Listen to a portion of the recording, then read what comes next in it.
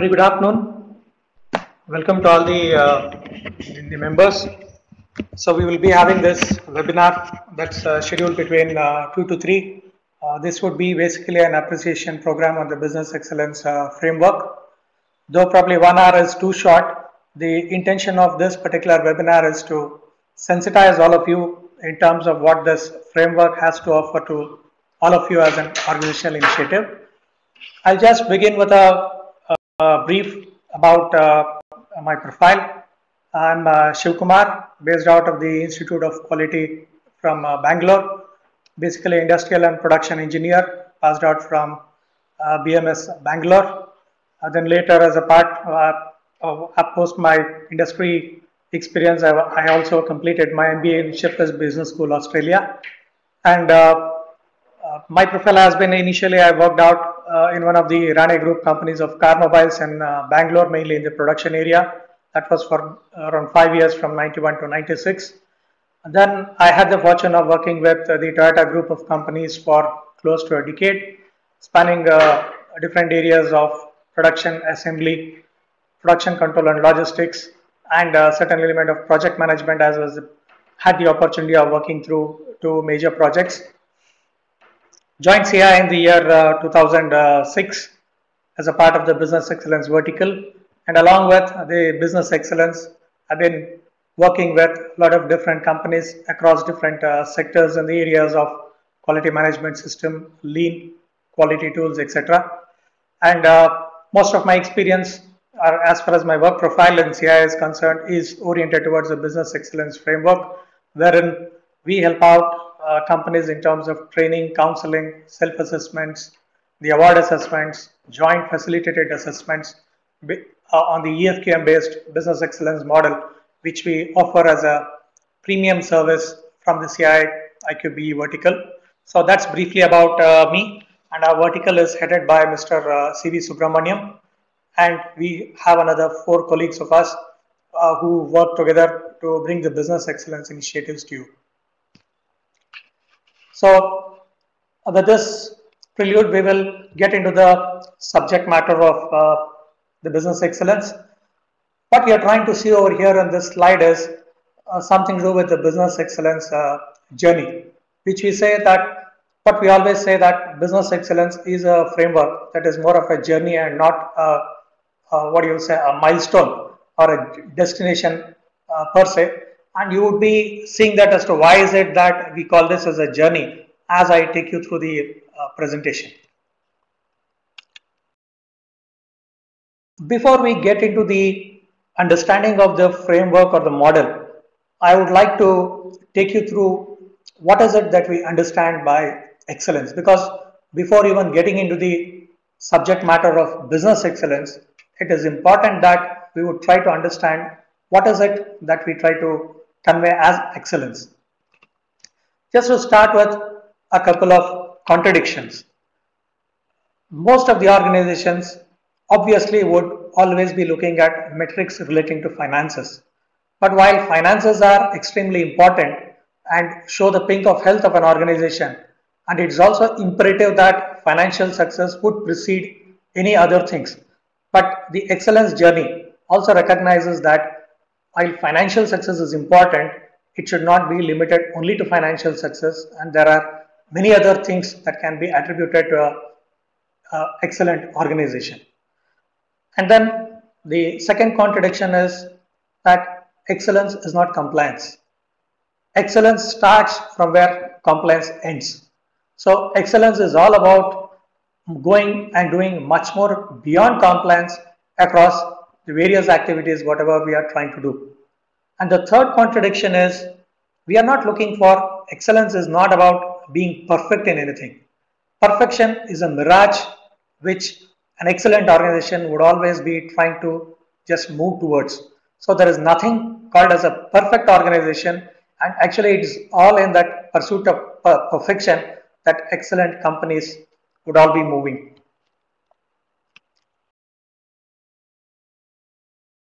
Having spoken about the contradictions of excellence, we will also try to bring out a few aspects of what is it that we see as successful traits. What are the traits of an organization that is excellent?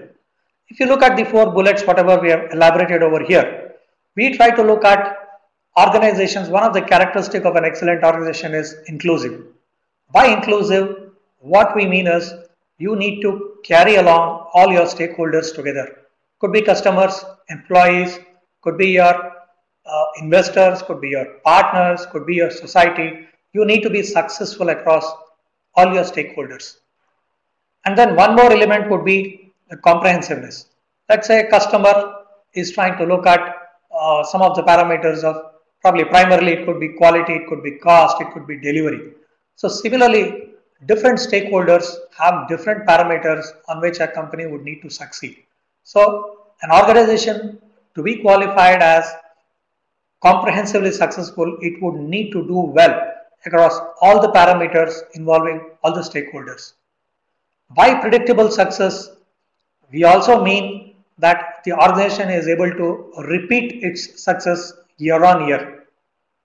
And one more element of the sustainable success, we are also looking at, is the organization able to provide that sort of a predictable success year on year? And then what are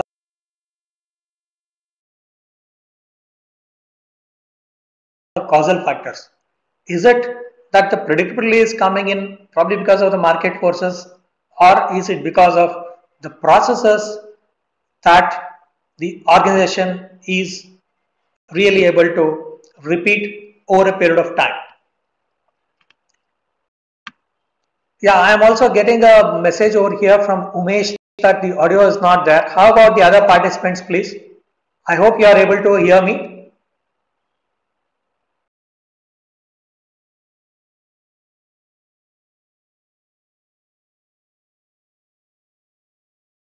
Yes, please. So I'll continue that. So these are the 4 characteristics or the traits of excellence, what we would need to look at organizations other than the contradictions that I spoke about. While compliances are also required, while compliance is required, and while financial success is also required, at the same time, we need to look into the inclusive success, the comprehensive success across all the stakeholders, as well as predictable success, that's year on year you need to be successful. If you have to do all this, then success also has to be sustainable.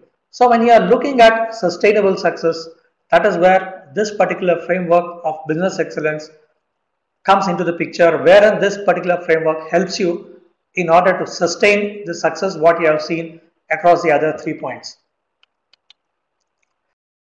One more thing that I would also like to put across over here is, if you are looking at excellence, while there might be a lot of awards that are associated with excellence, we from the CI Institute of Quality always propagate that when a company is trying to look at adopting the excellence framework, what we also try to tell organizations very clearly is this particular framework is something that you will need to do, not for somebody else to notice.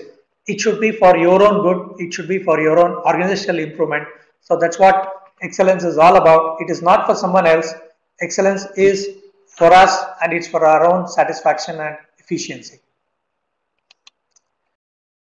Then I come to one of the, I would say, a very important slide in terms of introducing the model to you. If you're looking at this particular saying of Swami Vivekananda, the last the words after the semicolon is the punch word lies in which Swamiji tries to convey the message, saying that we need to pay as much as attention to the means as well as to the ends, because generally in a corporate world most of us are always oriented towards the figures or towards the numbers. But while numbers are definitely important, it is equally important that we need to know as to what is the process that is working behind in order to get us that sort of the result orientation.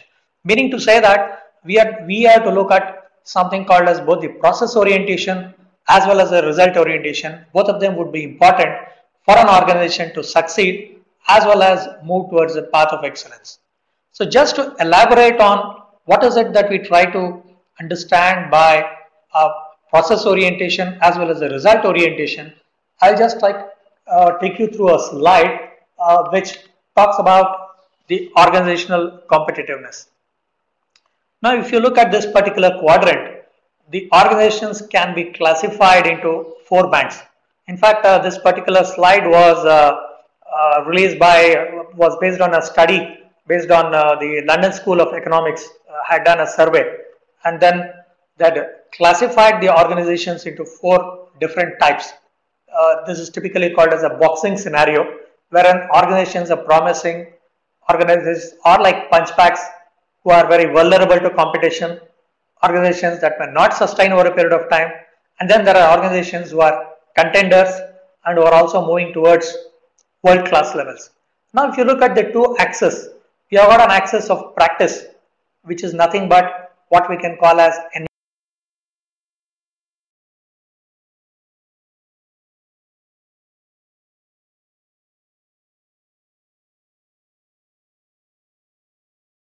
enablers or processes.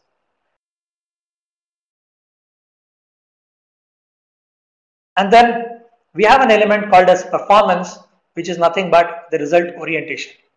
So what we are trying to look at is, if an organization needs to be competitive, it needs to be moving towards the world class or moving towards a contender and then moving on to the world class levels, there needs to be a good element of practices that are also combined with performances. So the processes are also important, the results are also important.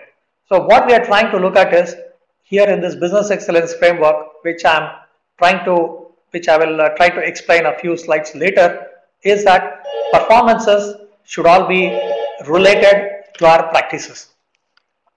That is, we need to get the performance based on the strength of our practices.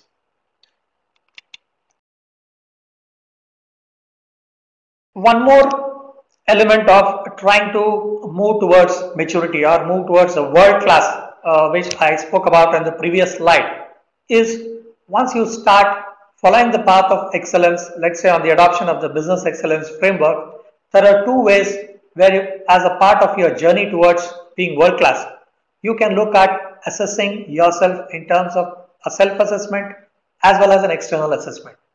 And an external assessment on the business excellence framework would help you to understand where your blind spots are. And as a part of your self-assessment, you would be able to know what is the robustness of your own practices. So a combination of a self-assessment as well as an external assessment, both of them combined together over a period of time would be able to take you to higher levels of maturity. Well, again, connecting back to those slides on which I was speaking about organizations moving towards world class, we would, by adopting this particular framework, we would like to look at organizations being more proactive and then changing by themselves, looking at as well as hearing to their own voice as well as their voice of the stakeholders, and then be much more proactive and be ahead of the times in terms of being competitive. If you have to be competitive, and whatever we spoke about the traits of excellence, if an organization is exhibiting all those, then there would be imperative. The imperative is there needs to be a model, there needs to be a framework, there needs to be a common understanding wherein everybody gets aligned to the same purpose. And also imperative is when you are having such a model, it also builds up a common vocabulary in the organization and everybody is on the same wavelength. At the same time, this model, adoption of such a model would also help the organization to know where it is on its path to excellence. And you would also realize that in your organizations, you would be having many different tools and techniques, many different initiatives, and across different functions as well. Let's say, for example, the maintenance could be following a TPM initiative. The quality department could be following probably a Kaizen, a QCC, a Six Sigma, a lot of initiatives. But then business excellence is not an initiative that should be confused that yes, this is also one more tool and technique in the arsenal. The understanding is that business excellence provides you an umbrella under which you will be able to bring together all the different tools, techniques, initiatives which you are currently looking at as a part of improving the efficiency and the effectiveness of your various different functions. You will understand when I take you through the model that this is the only holistic solution or a model that would bring across an integration of whatever activities that you are trying to do across your different business functions. In fact, when I was just going through the participant list, I did notice that there are a lot of people from the top as well as the senior management as well as people from the different business functions. What I would also like you to appreciate is when you are going through this, the next few slides of the presentation, which are very crucial, you would notice that this particular initiative would be covering almost all the different business functions, be it marketing, be it sales, or be it production, or be it quality. Ultimately, it's going to talk about almost all the different business functions. So you can look at it as an umbrella initiative that takes care of all the different functions in the organizations and it tries to bring in that element of alignment. At the same time, you can also try to look at this particular model in terms of the understanding and also try to look at enhancing the effectiveness and efficiency of your own business function. Probably it could be customer, or it could be, let's say, somebody is logged in from CRM, somebody from production, somebody from quality, and somebody from strategy. We are also trying to look at how is it that you have those, you build an excellence into your function, which totally can be put together, and then you are an organization that is excellent across all the functions. So you will be able to see that this model has got something to offer for each one of you. Before getting into the model, before we get into the model, I'll also try to give you a prelude of what are the different types of models that are pretty popular today in the world. While there are many excellence models worldwide, let's say the Malcolm Baldrige National Quality Award in the US, and then the European Quality Award based on the EFQM framework in Europe, and then the Dubai Quality Award in the Middle East. Then in India, we have the CIXM framework based on the EFQM framework. Singapore follows something called the Singapore Quality Award. Of course, the Deming or the Japan Quality Award stems out from Japan. And then there is an Australian Business Excellence Framework. While there are so many different excellence frameworks, but all the frameworks talk about the same thing. There is not too much of a difference, probably except for some element of customization. All the models talk about the same thing. Predominantly, there are the widely used excellence models, 3 number. One, basically the Deming Award of the prize, which probably the Indian industry is very familiar with, coming in from the Japanese environment. And then we have the Baldrige, the Malcolm Baldrige, or the MBNQA, which has got the American flavor, and the EFQM excellence model that CI is propagating from the Institute of Quality. All these 3 talk about mostly the same thing, but except for a little amount of difference. Basically, all the frameworks are talking about the same. But the only primary difference here would be Deming is more of an expert assessment, whereas Malcolm Baldrige and EFQM, both of them talk about a peer assessment, wherein peers like you and me and people from the industry assess a particular company, and we try to give them the report in terms of their practices, processes, results, which will be used for organizational improvement. EFQM was formed in 1988, and then they instituted the European Quality Award in 1991. CII adopted this in 1994, and ever since then, CII has been propagating the business excellence model as well as the award since 1994, which is one of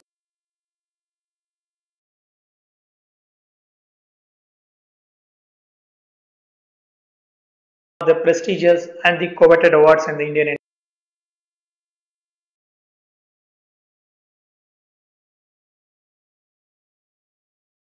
industry.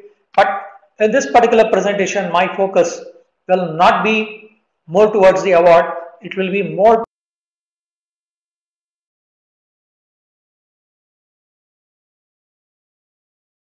towards the adoption of this framework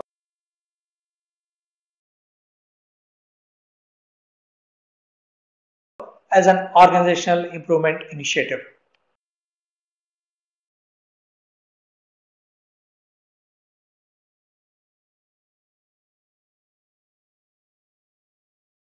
Before we get into the model, it is always important that we understand what are the drivers or the key themes behind adopting any model. Similarly, EFQM has given something called as a fundamental concept of concepts of excellence, which an organization needs to practice if it is on the excellence journey. If you look at the construct of this particular model or the PowerPoint slide which you are seeing, it resembles more like an atom. More so to be specific, it looks more like an oxygen atom, which has got all the electrons, which has got revolving across all this entire atomic structure. So as we know, oxygen is something like elixir for life. Without oxygen, obviously we can't breathe, we can't survive. So the same way, the parlance over here, what we can try to look at is, if an organization needs to be excellent, then it has to breathe all these 8 fundamental concepts. So in the next slide, I have listed all these 8 fundamental concepts. If you look at this, this brings in that element of inclusiveness as well as comprehensiveness. Just if you are go through these 8 fundamental concepts, the first one is in terms of achieving results, that is results across all the stakeholders. So that shows the element of comprehensiveness. So the next one is, this model talks about how is it that we are trying to add value to the customers. It talks about leadership, where there is a need for trying to align ourselves to the organizational vision and then try to live by it in terms of the inspiration and integrity. The model talks about process management, it talks about a people focus, talks about working with partners, because today is a network world. Without partnerships, it's obvious that we cannot be successful. And it also talks about sustainability. And then there's one more bullet that the model talks about in terms of creativity and innovation. The model specifically talks about nurturing creativity and innovation across all the practices and the processes that an organization goes through. You'll be seeing that when I take you through the model in the next couple of slides, which shows the model in its avatar with all the blocks put together, and then I'll try to give you a prelude as to what this model has got to offer to the entire leadership as well as across the different functions of the organization.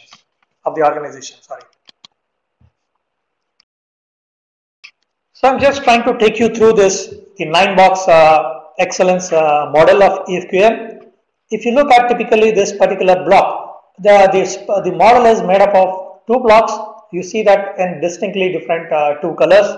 The first block called as the enablers and the second block called as the results.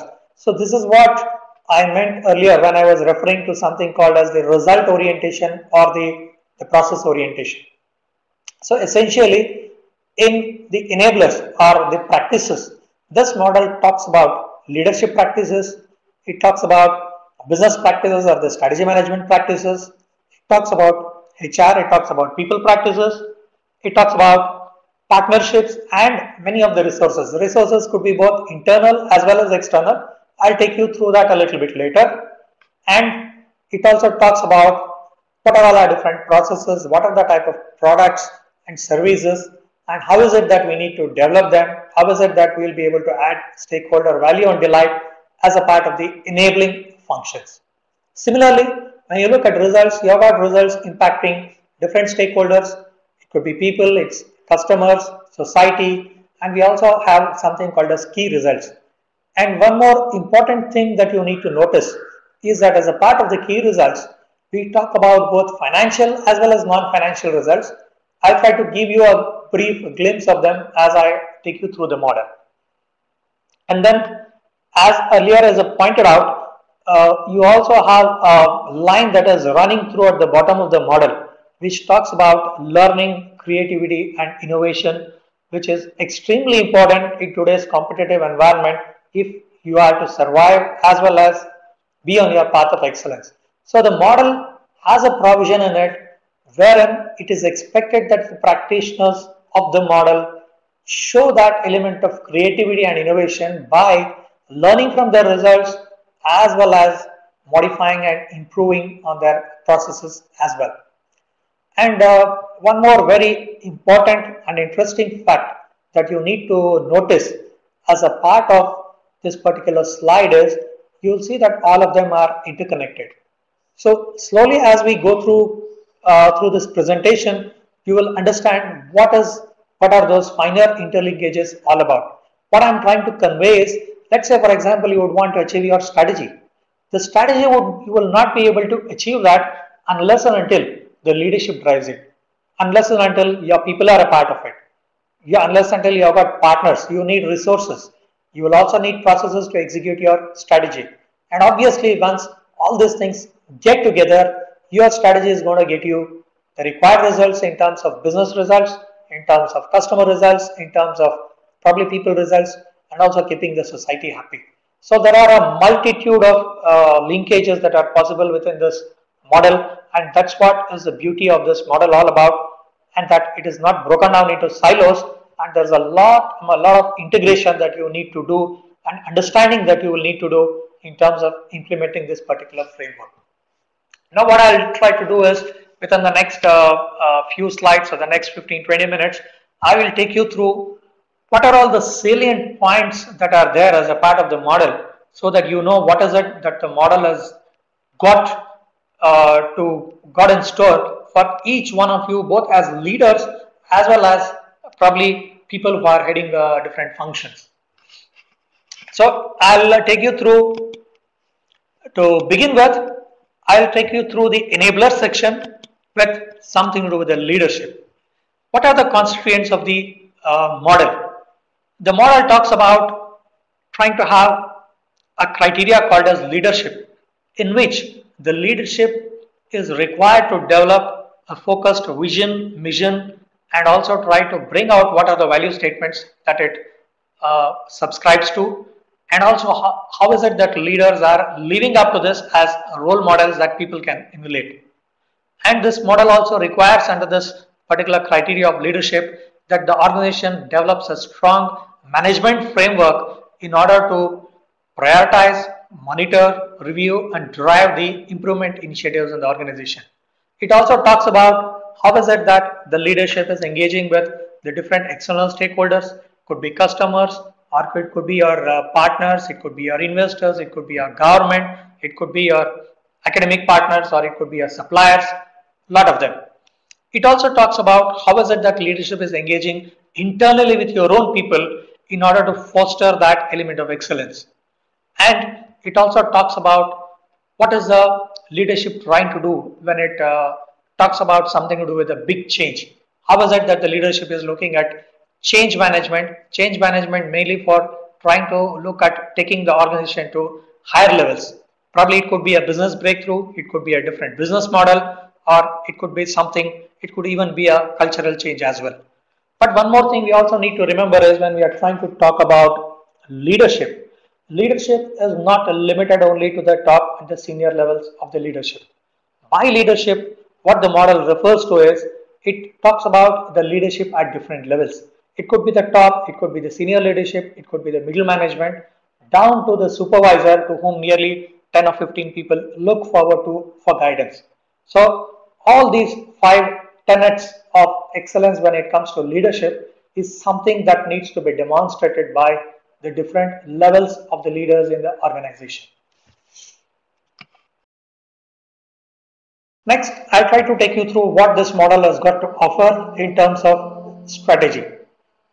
In terms of the strategy, the model helps you to formulate your strategy by understanding the needs and expectations of all the stakeholders, as well as trying to look at the external environment in terms of changing competition, in terms of changing landscape, in terms of, let us say, political, economical, social, technological, legal changes that are affecting the organization's landscape. At the same time, it also helps organizations to look at what is their own systems telling them.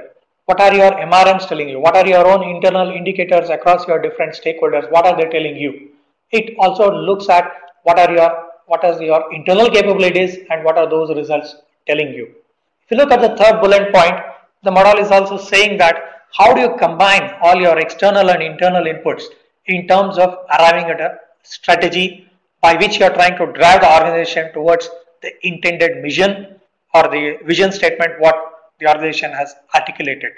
And in the end, once the strategy is very clear, how is it that this particular strategy is being cascaded or communicated and getting implemented across the different stakeholders with which the organization is involved. But these 4 bullet points might be very very cryptic, but there are a lot of things that get into this because we are trying to talk about processes, because whatever I gave you are just some of the themes with respect to leadership and strategy. What we are really required to do in terms of business excellence is try to look at internally what are all the processes that are driving all these 5 elements of leadership or these 5 elements of strategy. So it is more to do with the process that is there with each and every bullet point and not just looking at the bullet point per se. So the model is much more comprehensive, and also probably given the paucity of time in the webinar, I probably would not be able to get into the finer aspects of this, but later definitely we will interact with you and try to help you in terms of understanding and implementing this model in case if you're desirous of doing so.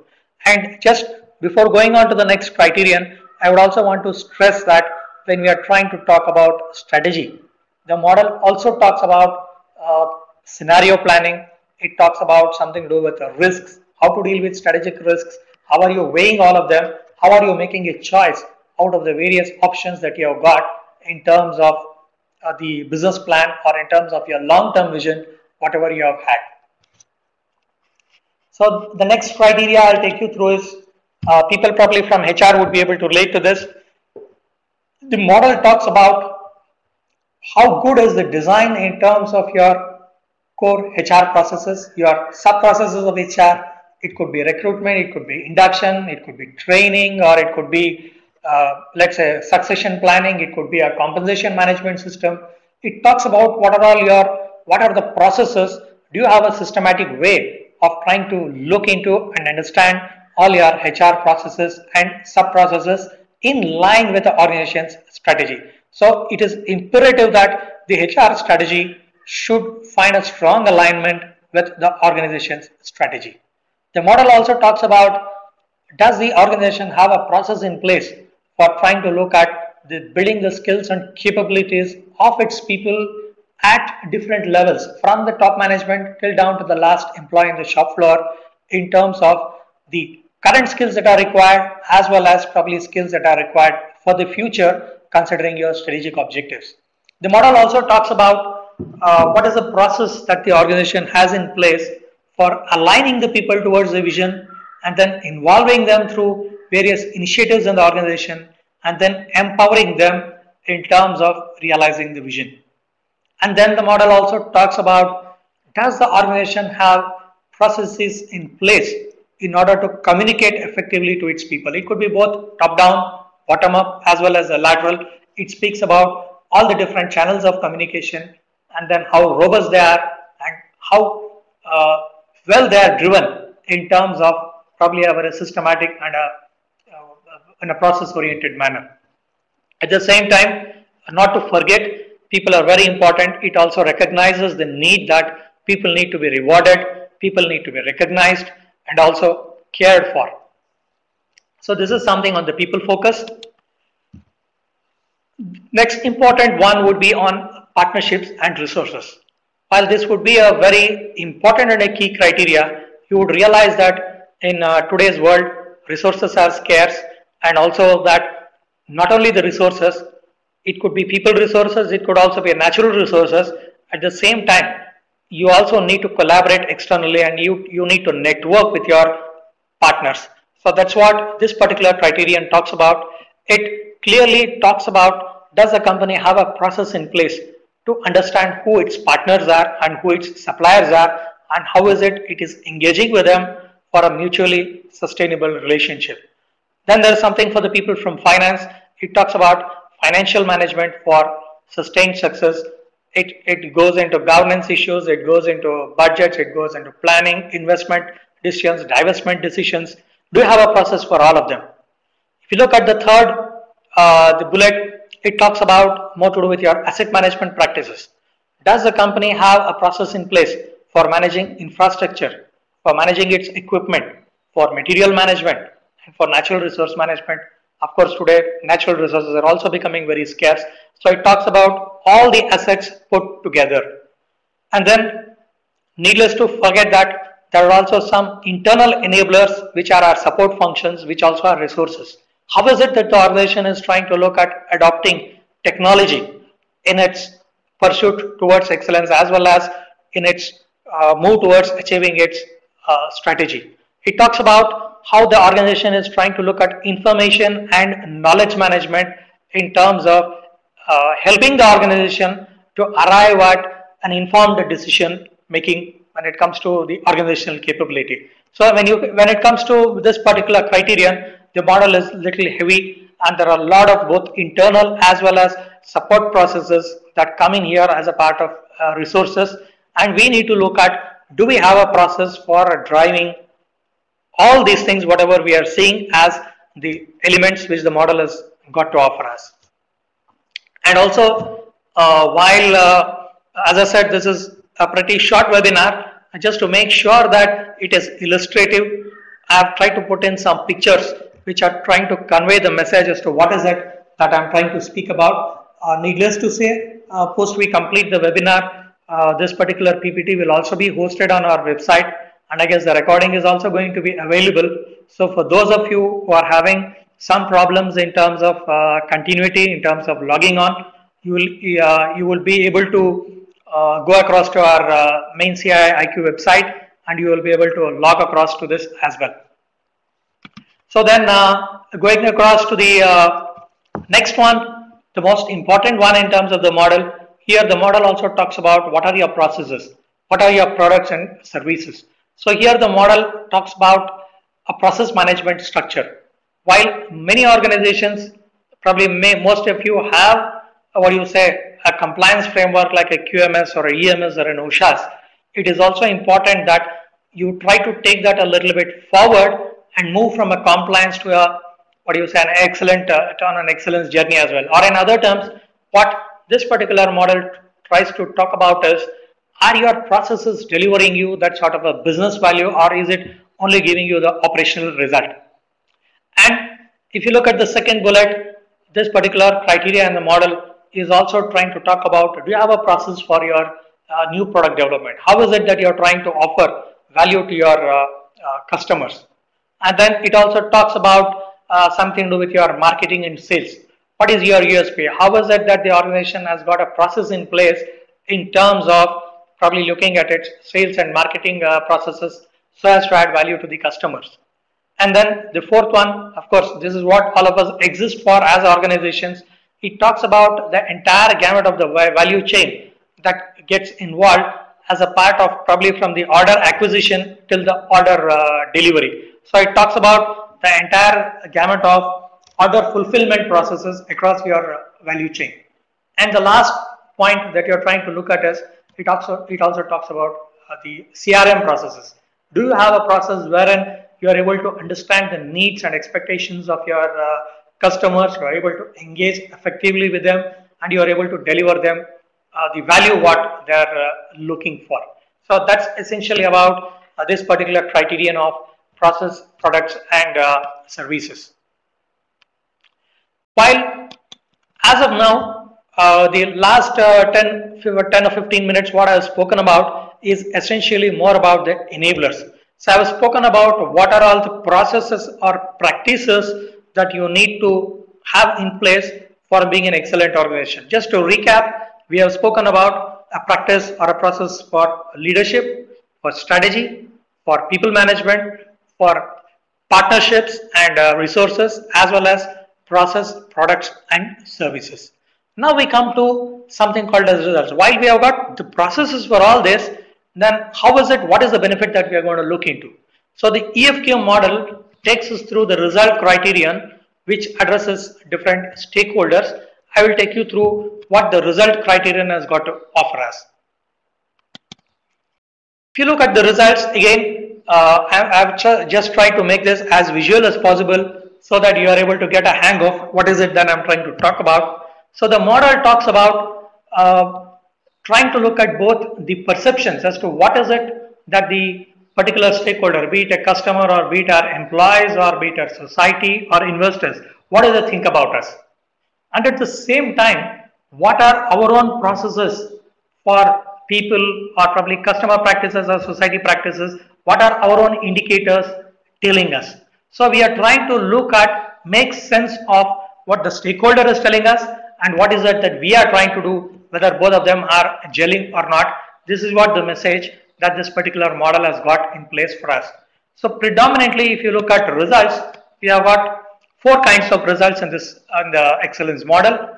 We have the customer results, we have got people results, we have the society results, and we have got the key results. So if I am to elaborate a little bit on that, probably I would like to elaborate more on the key results. When we talk about key results, if you look at, it has got 2 blocks. It also calls something as key strategic outcomes. So what we mean by key strategic outcomes, what we mean is whatever you wanted to get as a part of your strategy, are you able to get it or not? So that is what we mean by key strategic outcome. Let's say, for example, the organization's strategy is to probably get an enhanced market share, or probably its strategy was more towards profitability. Did we get it or not? So those would be the key strategic outcomes. At the same time, there are a lot of those, the process indicators also, and there are a lot of those are resource indicators also. Let's say it could be your process performance.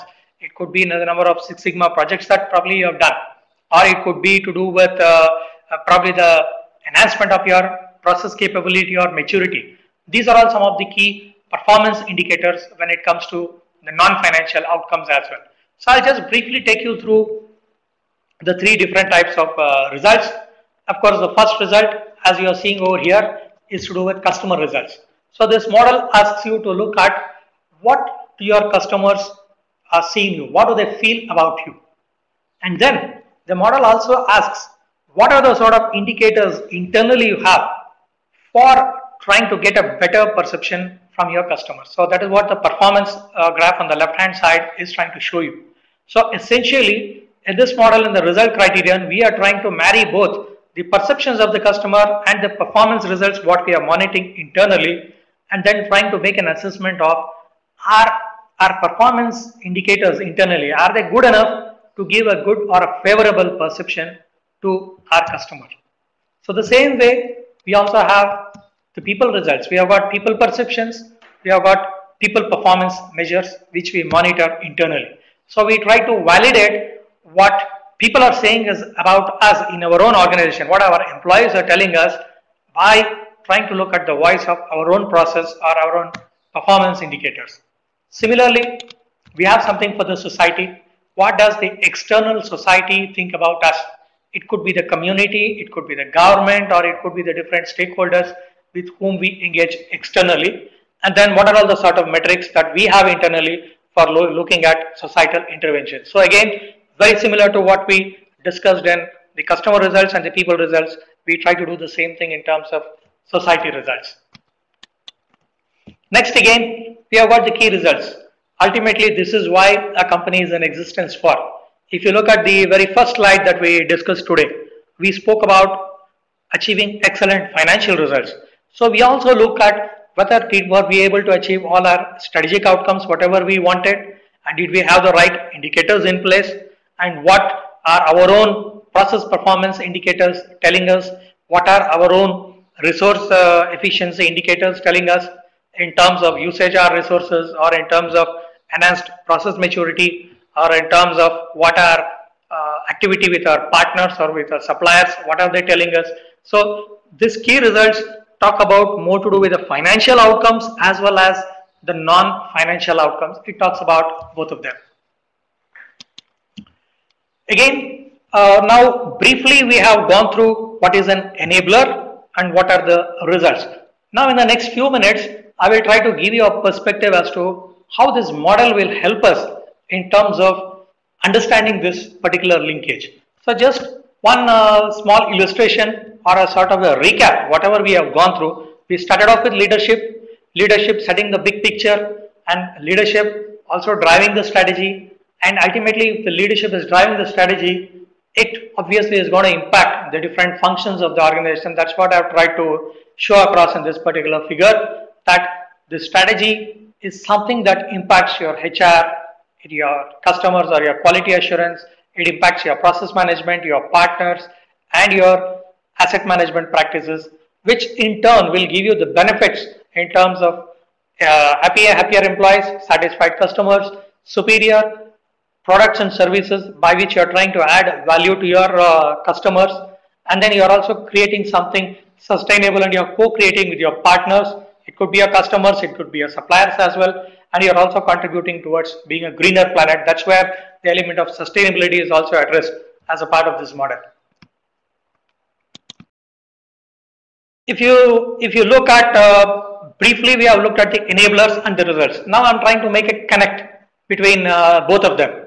So essentially, if I'm trying to group all the enablers and the results, whatever we have gone through probably during the half an hour or so, you would find that we have got people practices in the model which will yield us, or which is supposed to yield us, excellent results relating to people. We have got a customer focus in terms of developing a new product or marketing a product or a service, or in terms of engaging with the customer, or in terms of let's say delivering sustainable value, and all that is supposed to get us good customer results. And then there was also something on operations. We did talk about order execution, we talked about order management. How is it that we are trying to look at the entire value chain? How is it that it is going to result in terms of a better financial result as well as improved process performance? And then we also spoke about strategy. What are the strategic outcomes? So the business, that is we spoke briefly about something to do with the strategy, and that is what I mean in terms of business as well as financial and non-financial results. The non-financial results could be something to do with your market share, it could be with your maturity, or it could be to do with your reduction in terms of your enhancement in terms of your process performance. So essentially the model has got a people focus, it's got a customer focus, it's got a operations focus, and as well as a business focus. And one more thing that I would also like to bring across to you as a as a reminder is, when I was going through the list of the participants in the webinar, we have people coming in from different sectors and different industries. Now, what you also need to know is this particular model is holistic, and it also is very generic, and it is not prescriptive. This particular model is applicable for any industry, any sector. It could be a government sector, it could be a private sector, or it could be even a small academic institution.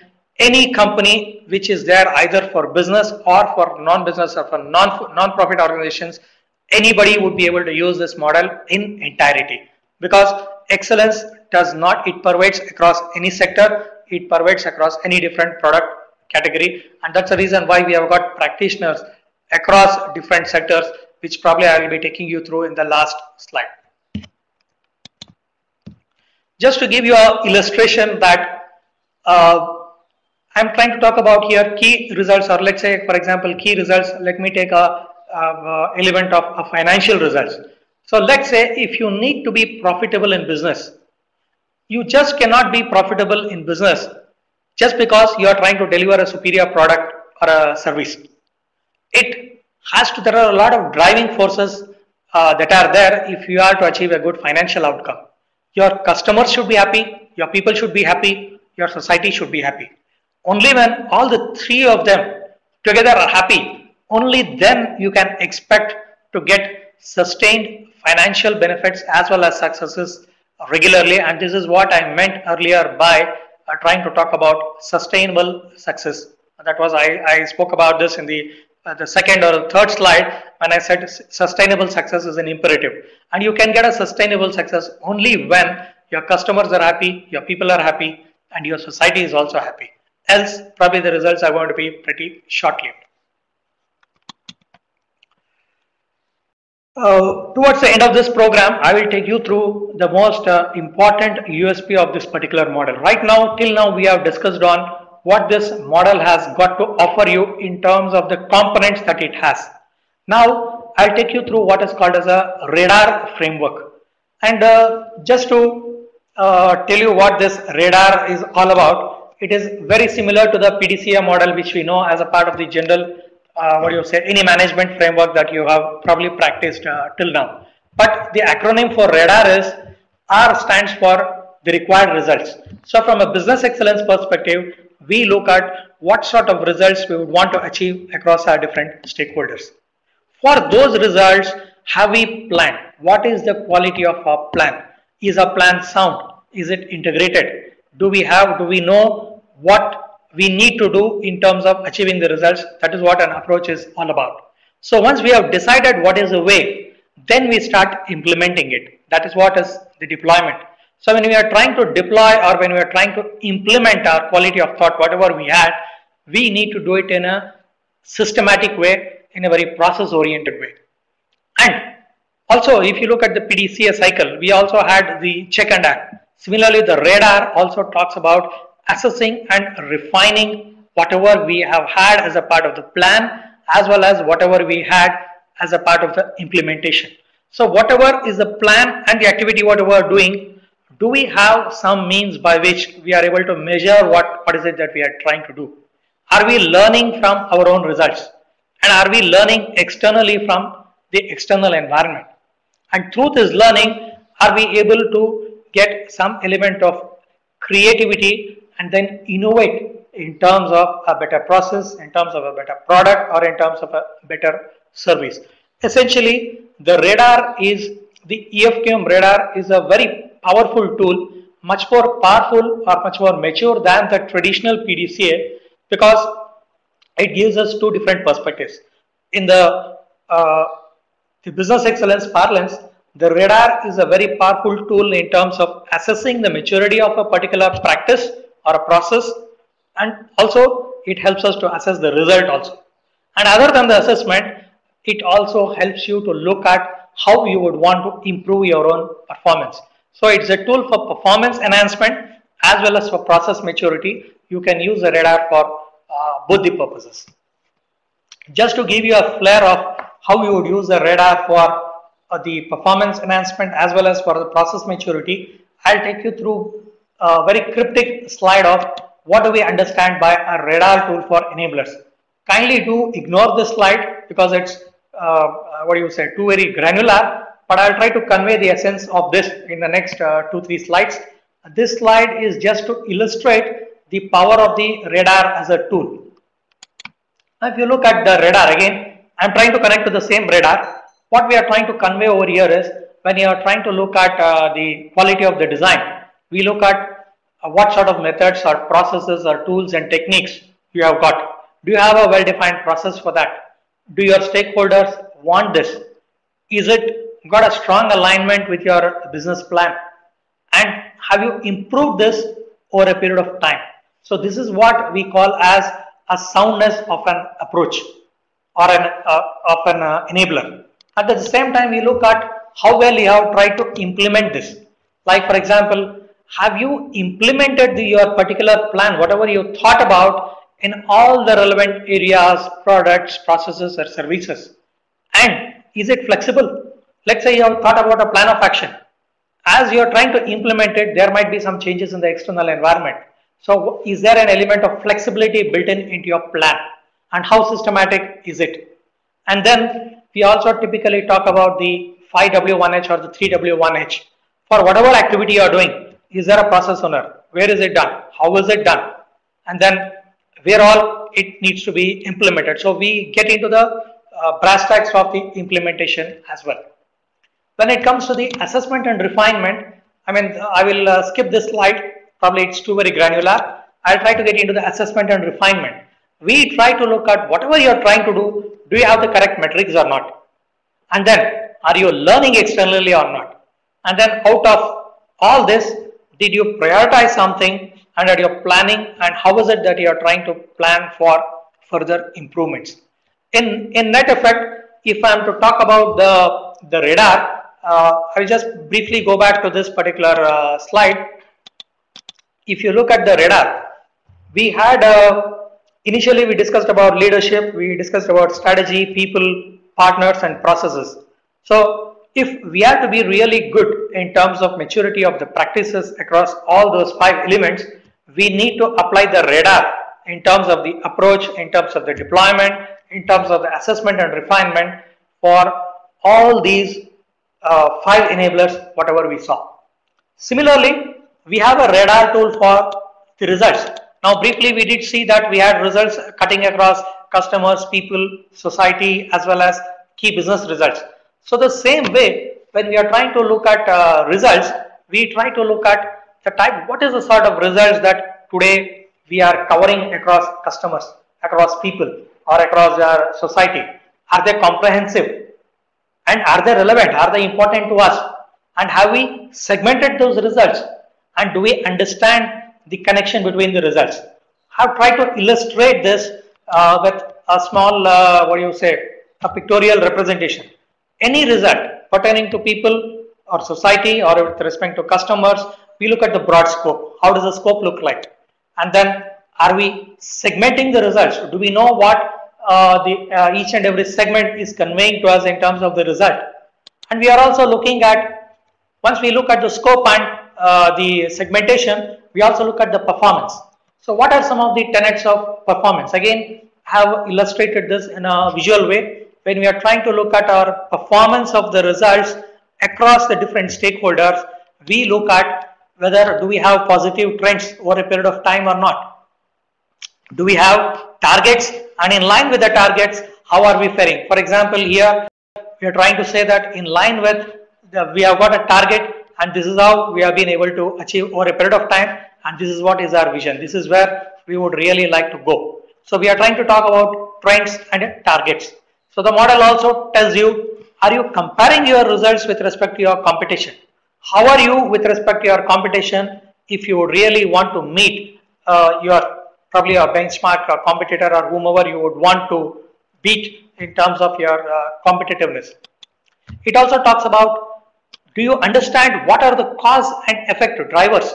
While the results are being looked at in terms of trends and targets and comparisons, do you have the corresponding process? So we are asking you to relook at your enabling processes. Do you know why the result is happening? Is it happening just by itself, or do you have a strong process behind in terms of driving the results? So this is about the radar for results. Till now, I have taken you through 3 important concepts. The first one being the fundamental concepts, or rather we started off with what we understand by excellence. We went through the fundamental concepts.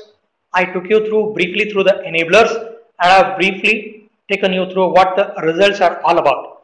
Now, while I have given you a perspective about the model, I am also trying to now, before the closing session, I would also try to tell you that these things need to be customized to any and every organization.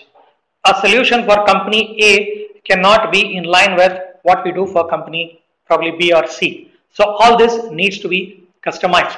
So when we are trying to apply this particular model in terms of the implementation, we understand the organization, or we characterize the organization in terms of its environment, its relationships.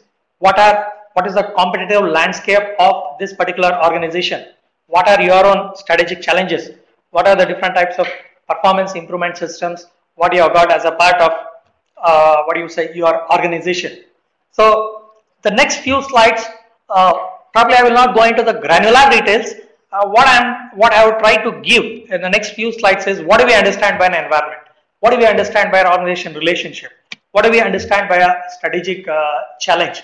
So these things are all customized to an organization. So when we are trying to implement the business excellence framework, we will need to customize all this to your organization, and then develop or prepare a process, and then try to look for what sort of results we need to get by the processes whatever we have put based on these particular characterizing of your organization.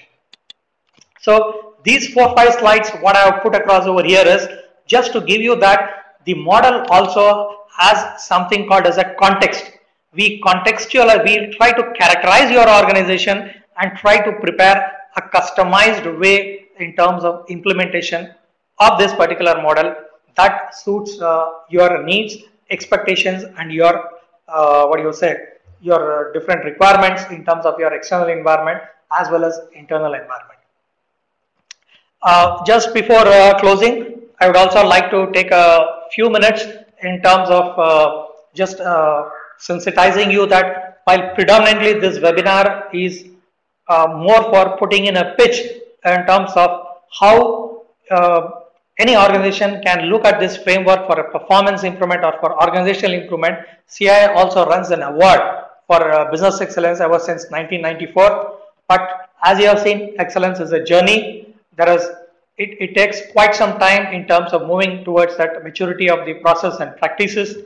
Out of these 19 years, there have been nearly around 8 or 9 winners, as well as people have moved up the levels of maturity over a period of time.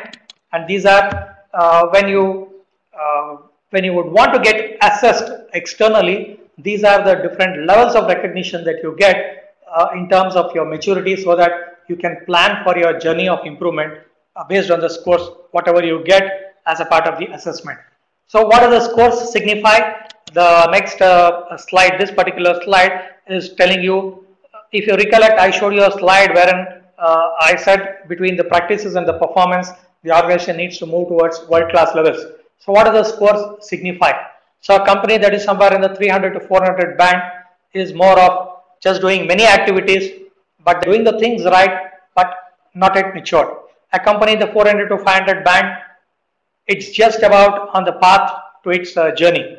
A company that's between 500 to 600 has got the potential for being an outstanding company and probably is just moving into the contender band. A company that is above 600 is a potential for a world-class company, and then 700 plus shows a very, very high levels of maturity.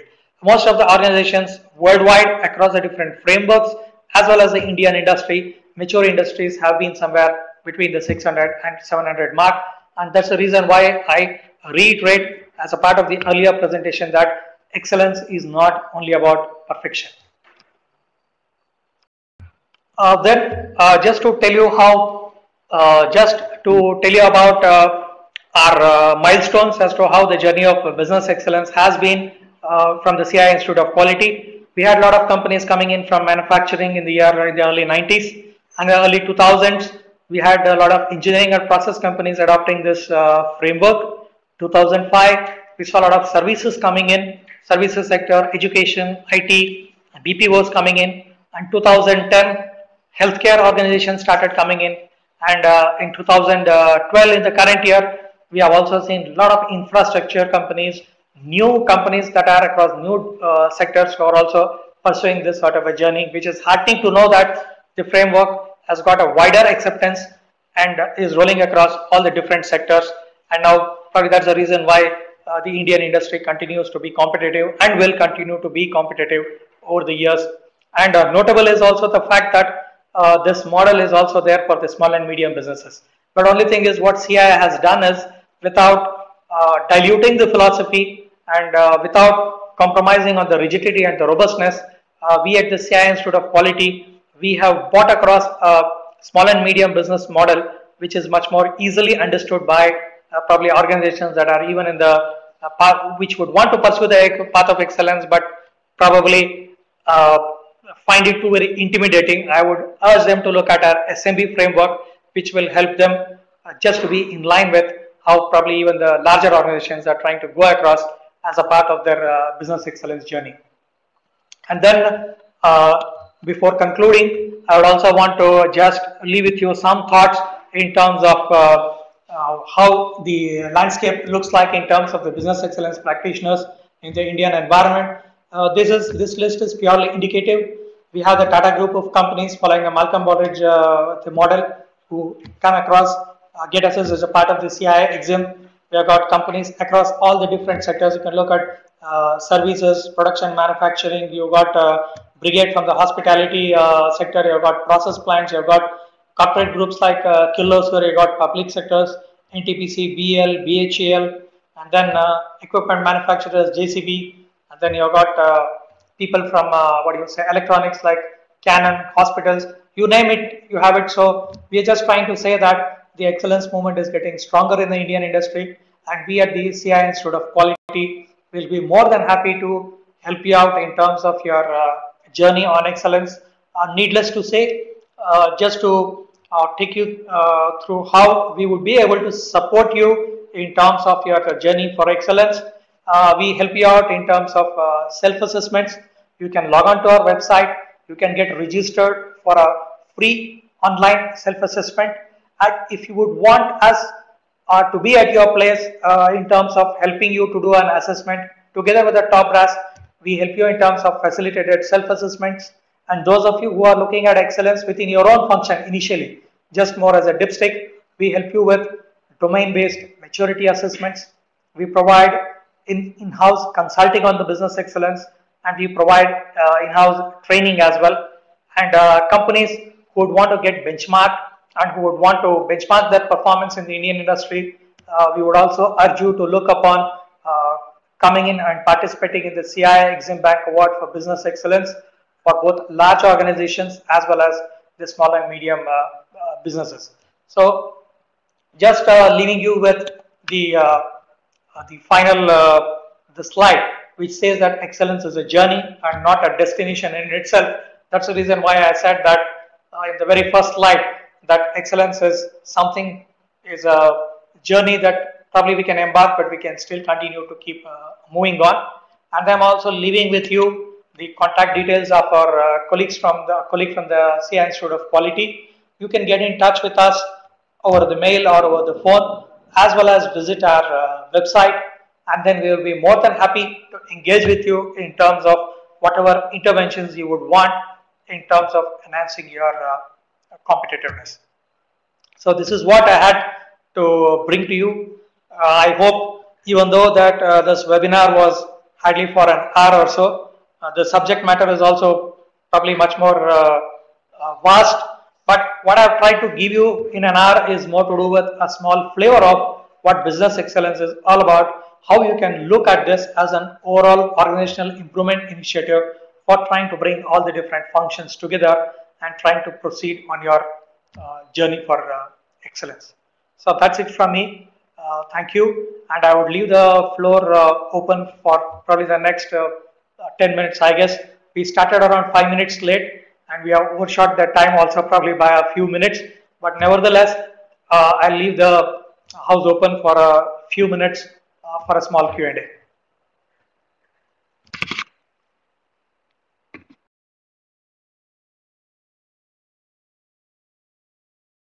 Go to pods. Okay.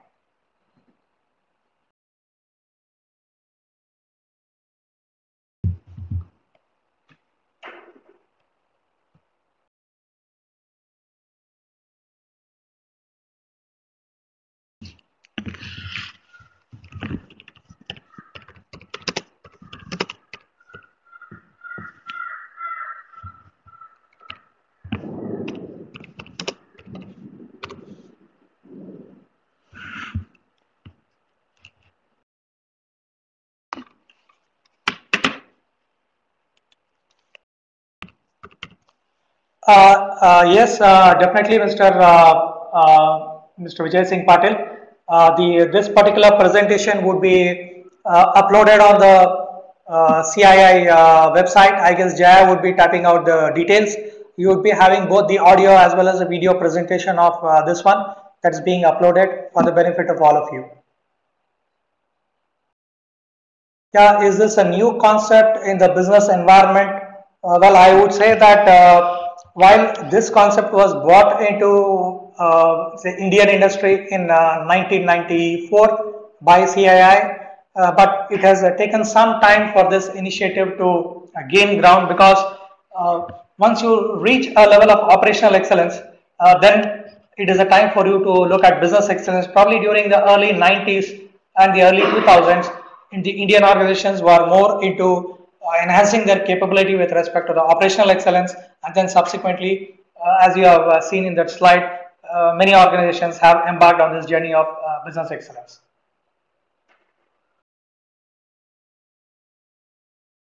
Well, Mr. Upender, the difference between the business excellence and business process management. Here, if you look at business excellence, this is all encompassing. And at the same time, if you look at a process management framework from the business excellence perspective, we try to look at how is it that you are trying to manage your business processes, your support processes, as well as your core processes. So definitely business excellence addresses all the different processes of an organization. Yeah, Umesh, if you are looking at the difference between the HR excellence and the business excellence, the HR excellence is an offshoot of the business excellence model that CII has bought out, but mainly many of the organizations also look at business excellence being intimidating. Since it's due to that reason, we also try to bring out the HR excellence model so that you get a flair of what excellence is all about, but probably that is talking only about the HR strategy, the HR, what you say, sort of results and the link to the business results. But the business excellence is much more comprehensive. So probably in case if you have chosen HR excellence as an initiative, I'm sure that once you have gone through that particular assessment, you will realize that adopting the business excellence framework, it would be a good choice for you because it encompasses all the other stakeholders as well.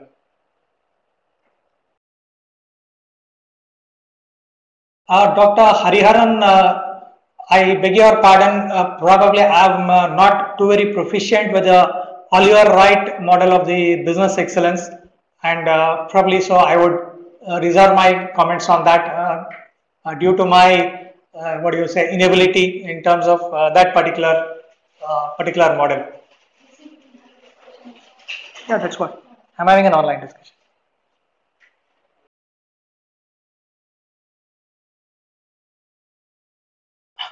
Yeah, a little more on strategy. While what we are trying to talk about here, Mr. Chitranjan, when it comes to the strategy is, we try to look at this particular model will help you in terms of devising your strategy. It could be, the strategy could be in the form of developing a long-term plan, a medium-term plan, or probably even an annual plan, but all of them aligned to your vision and your mission statement. And so and of course, as I took you through the presentation, the HR strategy, or it could be the strategy for your technology or for information and knowledge, many of those things should be linked up to the business strategy, and that's what strategy has got to offer as a part of the business excellence model.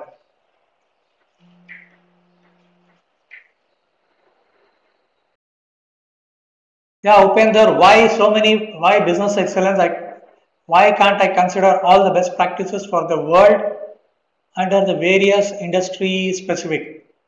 While I was not able to get the hang of the question perfectly, Upender, what I am trying to say is the business excellence philosophy. If you look at the radar that I explained to you, the radar talks about how is it that an organization, in terms of moving towards the maturity of processes and results, how is it that it takes external learnings, which is nothing but best practices, and then puts them across as a part of its process for improvement. That's what the model has got to offer you.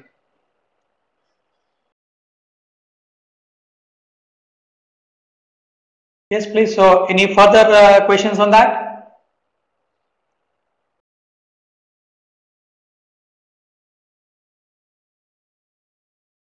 Yes, please. So if there are no further questions, sorry. Yeah, yes, Mr. Gomez, is a B award something that is awarded annually? Is it recognized? Let's say when an organization reviews a supplier. Well, Mr. Gomes, this is not a framework that is only used for trying to do a supplier audit. This is more for your own organization when you would want to meet the vision statement or whatever strategy you had envisioned for yourself. And of course, we have this CII Exim Bank Award for Business Excellence being what do you say, charted out annually, but the process is also robust, and the process rigor is also there. In fact, that's the reason why this is one of the very coveted awards. But over the last 19 years, only 9 organizations have won this in the Indian industry. No, not really. It is not an accreditation. Not really an accreditation. This is an framework that helps you in terms of maturing your processes, as well as, yeah, and trying to look at the maturity of your processes as well as your performance. So it's more of a organizational performance enhancements initiative, but definitely not an accreditation.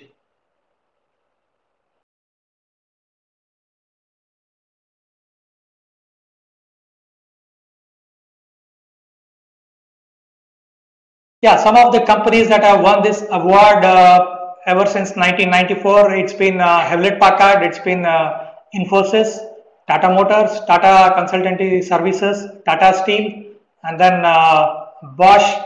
These are a few of the winners.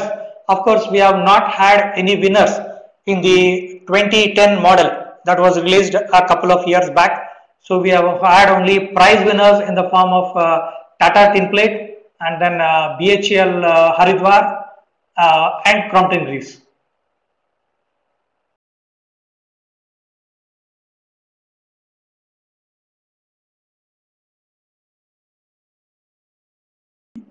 Yeah, Santosh, how to make an organization really a great place to work? I don't know whether you are specifically asking about probably the HR practices, but if it is only a HR practice, then I mean, probably there are, I was not able to get the hang of your question on a really great place to work.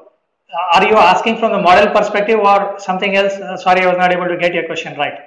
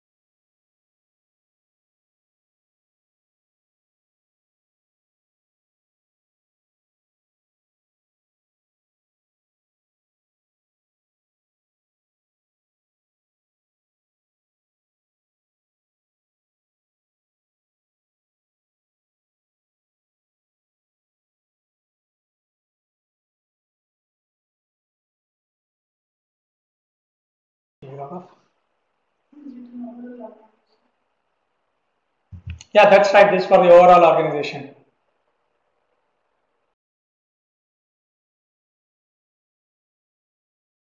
No, not really. See, well, Mr. Srirangam, the implementation and the award, both of them are a little bit different. We at CII propagate the adoption of this model by helping